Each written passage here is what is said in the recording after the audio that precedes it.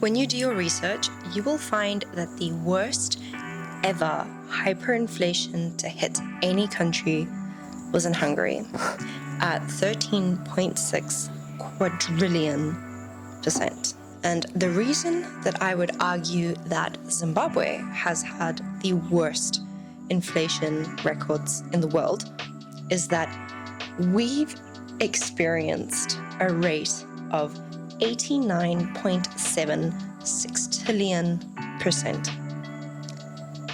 Yeah, that's 21 zeros. And this wasn't just a one-time thing.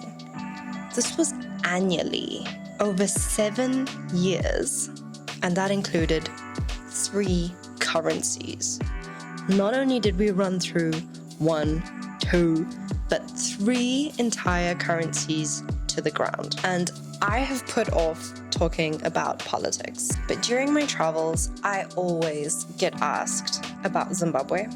And as a Zimbabwean, I don't really talk that much politics while overseas. But as a guide here in Zimbabwe, I have been getting a lot more questions about this topic. And so I figured it would only be fair to explain exactly what happened so that you can have a little bit of a better idea of what the countries had to deal with before you arrive here.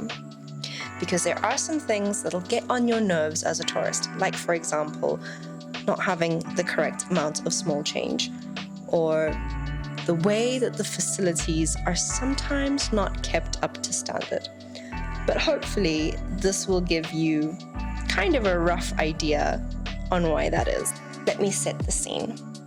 It's 2003 and you're at a hospital in one of Zimbabwe's second largest cities, and the security officer has made quite the shocking discovery. The mortician and his assistant are renting out dead bodies. But the people that are renting these bodies are not people with some morbid fascination on what's going on. No. These people are renting out a dead body to cut the line or the queue to get gas for their cars, because there is such a shortage that the line is for days, and you get priority if you have a sick or dead person in your car, so you can cut the line. Now, this must sound like some post-apocalyptic world, but it happened. This disturbing side hustle was the side effect of the economy that had absolutely crashed. By 2009, the country had gone from being one of the most prosperous countries in Africa, being known as the breadbasket of Africa, to its currency not even being worth the money that it was printed on. One of Africa's most prosperous countries had collapsed entirely. Now, the reason I don't get into politics is because it's actually quite a sad story. During this economic disaster, crisis, whatever you want to call it, it got to such a bad place where Zimbabwe, which was once the pinnacle of education for most of Southern Africa, became a place where students couldn't even afford notebooks and writing utensils, and they were writing on the dusty floors. And once an electricity exporter, exporting to multiple countries, now prolonged power cuts were the norm, not the exception. Growing up, I remember the worst one we ever had was we had 8 days without electricity because the transformer had blown and the government couldn't afford to buy a new one. So everybody in that block put money together to buy a transformer because the government couldn't provide us with one. 8 days without electricity. Your fridges are blown. Everything that you kind of have, the fresh produce, it all goes bad. Not to mention you can't charge anything. Like, how do you just imagine living without electricity for 8 days? I know it's possible, but it's not very nice. The reason I say that Zimbabwe was called the breadbasket of Africa was because we used to export $8,784 million worth of produce. A country that went from exporting $8,784 million worth of produce went to having an unemployment rate of 94%. 94% of the population was unemployed and grappled with starvation. Prices didn't just increase. The currency itself actually became worthless. The last recorded percentage was 89.76 trillion%, and after that, they just stopped recording the inflation. The Zimbabwe dollar went from being the same value as the USD to becoming not even worth the paper it was printed on. Almost all companies collapsed. Life savings evaporated, and people resorted to bartering just for survival, which then became an arrestable offense. You may ask, how does this happen to a country?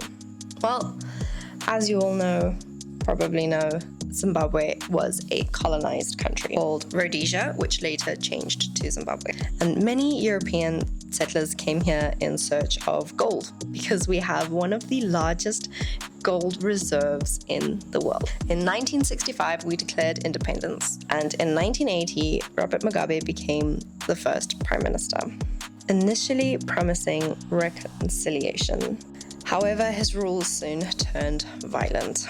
In the 1980s, he targeted political rivals, turning Zimbabwe into a de facto one-party state. His economic policies were disastrous, leading to rampant corruption and hyperinflation. In 1987, Robert Mugabe became the president. After changing the constitution, I've never heard of a country doing this, but after changing the constitution to merge the roles of prime minister and president, making himself the executive leader of the nation. The streets of Salisbury and the townships have been singing and dancing with people all day and all this evening. This evening, Mr. Mugabe made a television address in which he underlined his wish to create one multiracial society. It must be realized, however, that a state of peace and security can only be achieved by our determination, all of us, to be bound by the explicit requirements of peace contained in the Lancaster House Agreement.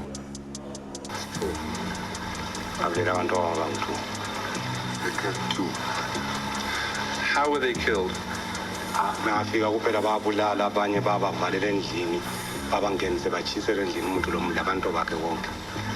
Then abanye babavuthelele babezingqumbiso azebeshaya umphupho phezulu bafe bonke lokho bebavuthele akusela mina akusela manje. 1 o'clock. The headmaster of the school was still going on. Now they came up, they asked if ever the children had ever seen the dissidents. The children did not answer them. Then the headmaster is to ask the children if ever they could give the answer to them, because the children were so frightened. Now, instead of the fifth brigade asking some more questions, children, they shot 2 school children dead. They shot two school children in classrooms. And he remained in power until November 21st, 2017, when he was forced to resign after a military intervention. Mugabe's fast-track land reforms in the 2000s led to over 4,500 farmers and 300,000 farm workers to be displaced, causing agricultural collapse and famine, because essentially you lost your farm, even if it was in your name, and the people that worked for you lost their homes, their place of work, and there was no one to farm the land. So there was no food. No farmer equals no food. By 2008, the economy was pretty much destroyed, and its currency became worthless. At the time of its introduction in 1980, the Zimbabwean dollar was actually surprisingly strong. It was worth more than a US dollar. The official stock exchange market claimed it to be at 1 Zimbabwean dollar equaling to $1.47 in USD. And by July 2006, the Zimbabwean dollar fell to 1/1,000,000th of a pound, or 500,000 Zimbabwean dollars equaling $1. In August of 2006, the Zimbabwean dollar was then re-denominated to the second dollar at a rate of 1,000 of the first dollars to one of the second dollars. This new dollar essentially would be 1,000 Zimbabwean dollars to $1 USD. So we went from 500,000 to $1 to 1,000 equals $1 And on the following year, February 2007, just a couple months actually, not a full year, just a couple months, the RBZ announced that this dollar would be released, but inflation is still rising and exceeding 1,000%. And so the banknotes were kept in storage. During that same month, the Reserve Bank of Zimbabwe declared inflation illegal, outlawing anybody to raise their prices. Officials even arrested executives of some certain companies, I'm not going to name names, for increasing prices on their products to keep up with the rising inflation that was already there. Economists reported chaos had started to reign and the people in the public sector became frantic.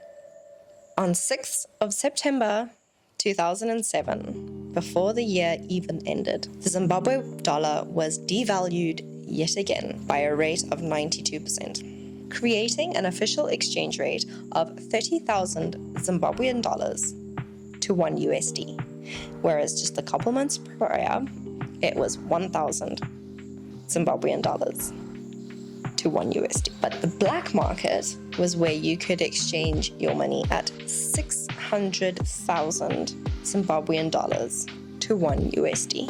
On the 30th of July 2008, they re-denominated the Zimbabwean dollar yet again. And they gave this new currency the name of ZWR. Here, the new rate was 1,780 to $1. And by November of 2008, the new exchange rate was 669 trillion to $1. By late 2008, inflation had risen so high that the machine tellers for a major bank gave a data overflow error and would not allow customers to withdraw money with that many zeros. On February 2nd, 2009, the third redenomination took place, in which they removed 12 zeros, and the new dollar was now being exchanged at 1 trillion of the dollar to $1. But this currency was then abandoned by April of 2009. At this point, you might be sick to your stomach, as some of us locals were back then. I haven't actually told you the worst part. The worst part was actually living through it. Supermarkets, grocery stores, always empty. Not even enough things like bread and cooking oil to go around. And the currency was so devalued that most people couldn't even afford to buy what was there. But somehow, the resilience of the Zimbabwean people still, to this day, rises above everything. So in 2004, we saw the brand new bond notes, which were a form of banknote that came into circulation, even though no other country or currency recognized it as a valid currency. When they released this currency, they quoted that it was a legal tender near money pegged equally against the US dollar. The month-on-month inflation rate was 74.5%. For the year itself was quoted at 175.8% inflation just for the year of 2023. So again, we devalued a currency from being 1-to-1, well, not even a real currency, but a simulated currency from being 1-to-1 with the USD to 361.9 bond to $1. Hence the introduction of yet another currency, this one called ZIG, standing for Zimbabwean Gold Dollar. And although it's not internationally recognized, it's said to be the value of gold, and therefore inflation cannot happen. So this happened in October 2024, and Zimbabweans were given 21 days to convert their cash to ZIG, and it started exchanging at a rate of 13.5 ZIG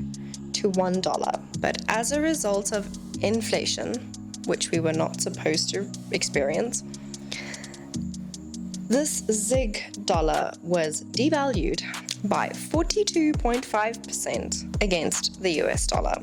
So much for not experiencing inflation. Luckily for all the tourists who come and visit Victoria Falls, which is by far the biggest tourist destination in Zimbabwe, luckily for all of you guys, we still use the USD, and prices have not changed much with USD. This is more like a background into understanding Zimbabwean people. And you might notice when you come here that we are friendly, resilient, make jokes about everything, even our most difficult times we make jokes about. And the resilience of the people here is absolutely remarkable. Zimbabwe's story is a sad one, and it's a stark reminder of unchecked power and poor governance. It's not about whether a country can succeed in a post-colonial state, but it's more about the consequences of continuous oppression and corruption. Not only were there estimated to over 3,000 deaths during the land reform, there were over 1 million people displaced in that time. In a matter of 8 years, the Zimbabwean government managed to inflate a currency from being 1-to-1 with the US dollar to $1 equaling $669 trillion. Not just once, not just twice, but with 3 currencies before we even moved on to the bond notes and the Zig. We've had 5 currencies in the last 20 years. Although this is a story of Zimbabwe's history, it's definitely not the story we plan to continue in the future. This is not how it has to end. There is so much hope for this country. At some point, all of us Zimbos are going to have to stick together and end corruption once and for all. And before you all go attacking me in the comments, I am simply stating the history of what's happened in the country. I've left all of the research and all of the documentation in the description below. So if you want to go and fight me in the comments, please go and read that first so that you can decide for yourself whether I have stated the facts as clearly as I've researched them. Yes, I lived through this experience, but I did want to have that research there to prove it as well, just to cover my own back.